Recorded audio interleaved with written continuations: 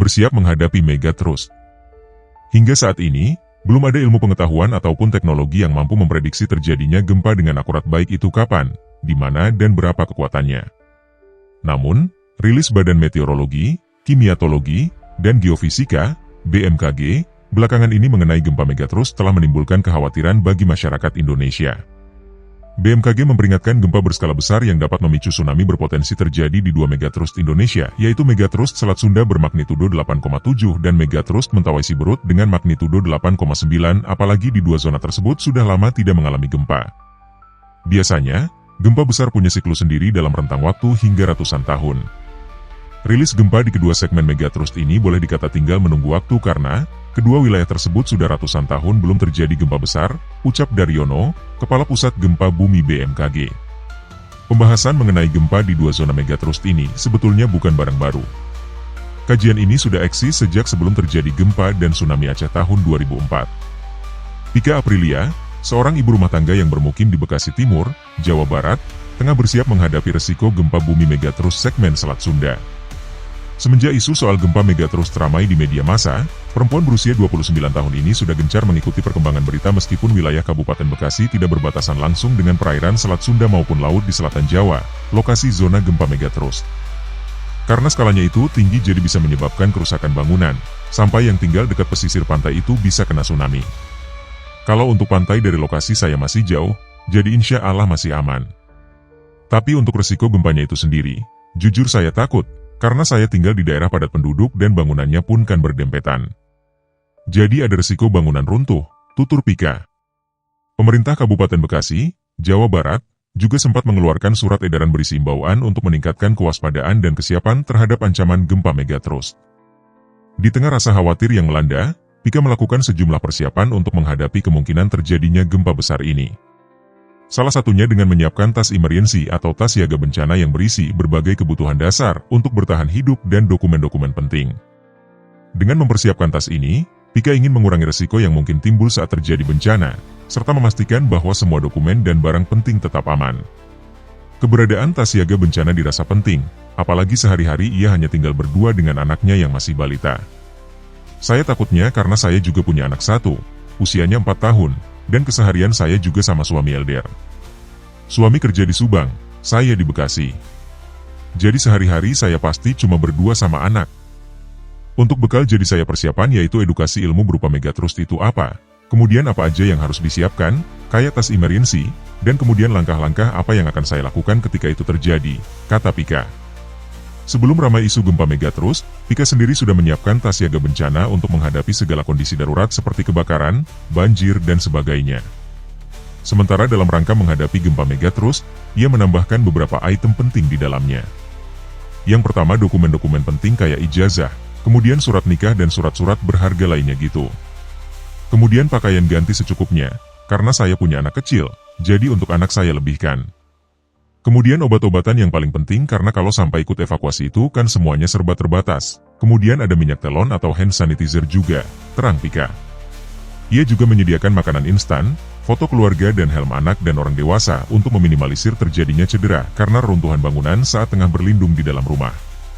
Selain Pika, perempuan yang bekerja di perbankan di daerah Bintaro, Jakarta Selatan, Laurentia Grace Wahyu Devina, juga aktif mengikuti perkembangan isu gempa megatrust ini. Sebagai salah satu upaya penanggulangan bencana, perempuan berusia 27 tahun ini menyiapkan tas siaga bencana di rumah. Meski sudah melakukan persiapan, Grace dan keluarganya di Ciputat tidak ingin terbawa arus kepanikan. Sejauh ini kita masih beraktivitas biasa saja, masih tenang. Karena aku tinggalnya kebetulan bukan di daerah pegunungan atau pantai, lebih ke daerah yang gedung-gedung, padat penduduk.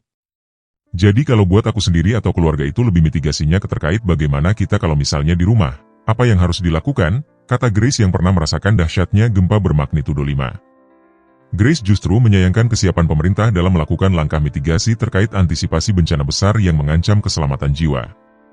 Padahal di Indonesia banyak wilayah berisiko tinggi terlanda bencana alam.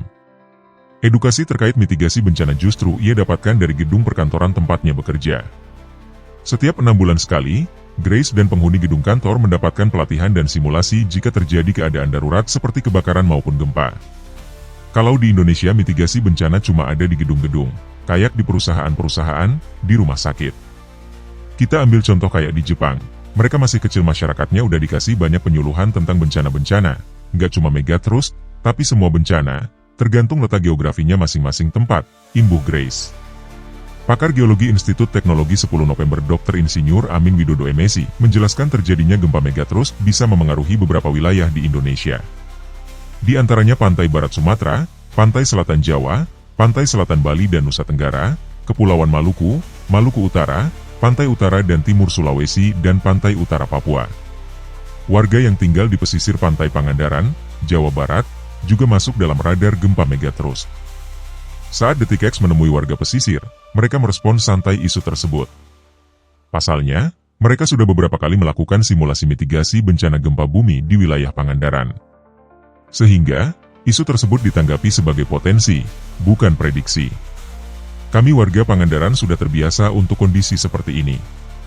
Apalagi pernah mengalaminya pada tsunami 2006 yang lalu, kata Amin, salah satu warga Pangandaran saat berbincang dengan Detik X. Ia mengatakan isu gempa megatrust sudah terdengar kepada telinganya karena sempat muncul pada 2018 yang lalu. Sempat dengar lama sebetulnya tahun 2018.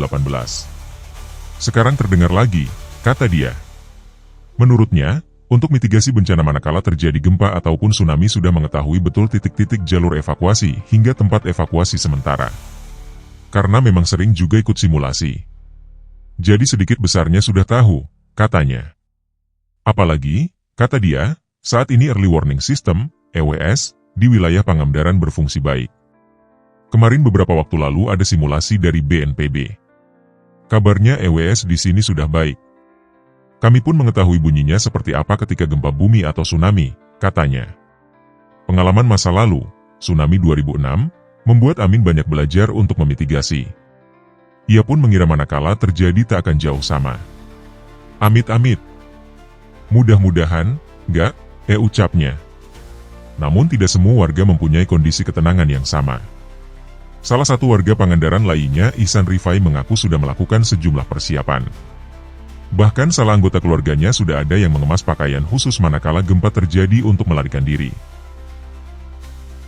Sewaktu isu itu muncul dan ramai, istri meminta mengemas pakaian yang siap untuk dibawa, ucap Ihsan saat ditemui di kediamannya. Selain itu, sejak saat ini sudah menyetok kebutuhan pokok yang disiapkan untuk kondisi tertentu. Ya, yang namanya kejadian itu kan gak tahu kapan, katanya. Meski demikian, tidak terlalu menanggapi dengan serius. Kalau saya sih sebagai umat muslim bismillah aja minta doa keselamatan, kan hanya Allah Maha Penolong, kata dia. Beda respon lainnya dengan Fadil, warga Pangandaran yang jaraknya 3 km dari pantai Pangandaran. Ia mengaku sudah mengetahui isu tersebut. Sudah tahu dari berita yang beredar di medsos, ucapnya. Ia mengatakan saat ini selalu mengisi BBM, bensin, sepeda motornya full. Hal ini, menurut dia, supaya semua kendaraan dalam kondisi bahan bakar yang prima. Selain itu, tak kalah penting melakukan servis berkala. Kendaraan semua full tank. Kondisinya selalu dipastikan aman. Kan gak tahu kejadian itu kapan, selalu siap saja, katanya. Sempat mengaku panik, Fadil pun mengaku sudah menyiapkan barang-barang yang harus dibawa manakala terjadi sesuatu. Tas sudah disimpan belakang pintu khusus saya dan istri saya, ucapnya. Meski bencana yang mungkin akan terjadi khususnya di Kabupaten Pangandaran tak bisa diprediksi, Kepala BPBD Kabupaten Pangandaran Untung Saiful Rohman mengimbau masyarakat Pangandaran untuk jangan khawatir dengan prediksi gempa megatrust. Tetap, diharapkan masyarakat untuk waspada, aman, nyaman dan damai. Insya Allah Pangandaran juga aman, kata Untung. Untung mengatakan, warga di pesisir Pangandaran banyak berkaca dari gempa dan tsunami yang menimpa Pangandaran di tahun 2006. Tentu, kita belajar dengan adanya beberapa kejadian yang dahulu pernah terjadi di wilayah Kabupaten Pangandaran, ucapnya. Pada tanggal 17 Juli 2016, terjadi gempa berkekuatan M77. Gempa berskala menengah ini seharusnya tidak menimbulkan tsunami dengan ketinggian lebih dari 5 meter. Namun, ternyata gempa Pangandaran menimbulkan tsunami dengan ketinggian mencapai 21 meter. Karena tidak ada gempa kuat yang biasa menjadi pertanda bagi masyarakat akan potensi tsunami, bencana ini menimbulkan banyak korban jiwa. Evakuasi pun tidak berjalan dengan efektif. Kejadian tsunami Pangandaran telah merenggut 668 korban jiwa, 65 orang hilang diasumsikan meninggal dunia dan 9.299 lainnya luka-luka. Sumber Detik X.